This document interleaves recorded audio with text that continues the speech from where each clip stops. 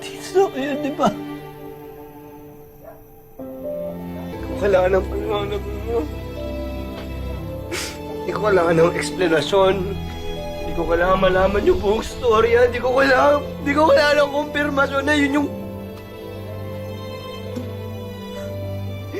Mamatay tao na yun yung tatay ko. Ayoko malaman ma. Hindi ko kailangan malaman na Victor ako.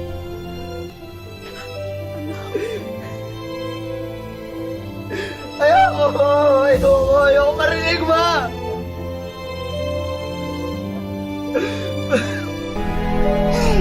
Anak, patawarin mo ko kung hindi ko sinabi sa'yo ang totoo. Dahil nangako ko sa papa mo na hindi mo malalaman. Siya lang ang tatay mo.